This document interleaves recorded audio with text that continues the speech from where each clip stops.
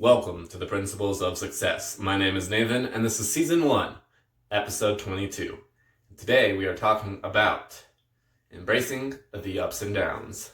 So, we were talking about enduring last week, and life's going to throw some stuff at you, and you're going to have to embrace those ups and downs.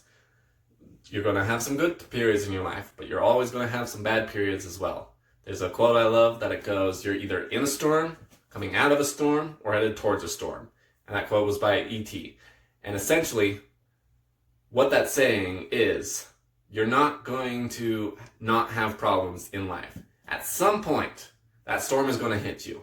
And you have two choices. You can either run towards the storm, or you can run away from the storm. Bison runs through the storm, and they get through the storm faster. Cows run away from the storm, and because they're headed away from the storm chases them, and they're stuck in that storm for a much longer period. So you can either fight or flight. And oftentimes when you run, you have to run much longer than it would have been to fight. And we need that opposition. When people don't have opposition, they create their own opposition. There was a great experiment done on rats, and whenever we talk about experiments involving other animals, we have to remember that they're not necessarily exact to humans, but rats still have many common characteristics as us, so just a quick caveat for that. But there was a great experiment on rats that they did, and they created this rat utopia, and it could have hosted a population of, I want to say, like 4,000, 40,000, something like that. I don't remember, but a ton of rats. And it had everything that the rats could possibly need. There was no opposition that they needed. The population peaked at 600. There was plenty of resources for those rats to keep consuming. But because the rats had no opposition, they slowly became very, very angry rats. And they started killing each other. And the population only peaked at 600 because they just stopped caring. They didn't even have sex anymore.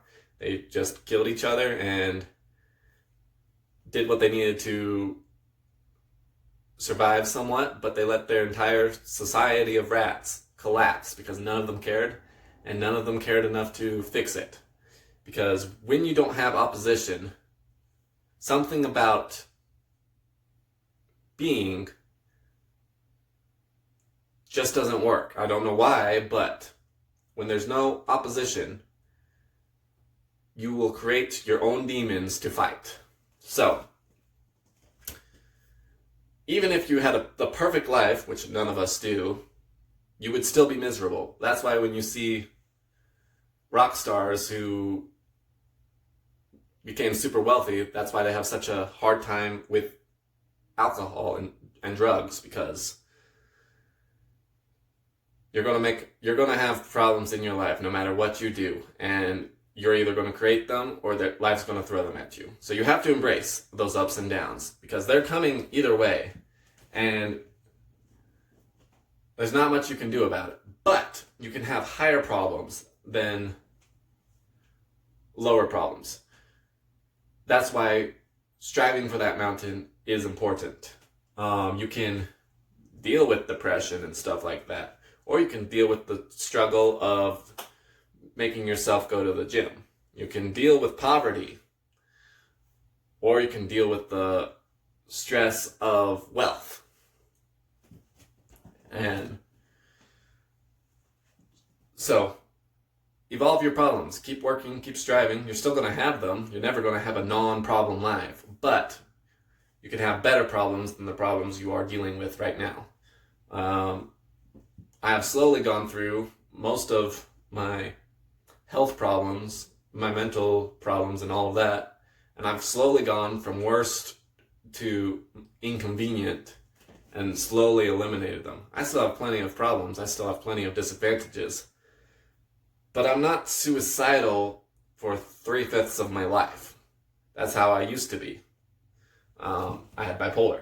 So you have to keep working at it. You have to keep solving your problems. And as you solve your problems, you'll notice your mind will have more bandwidth, basically, to notice the other problems in your life.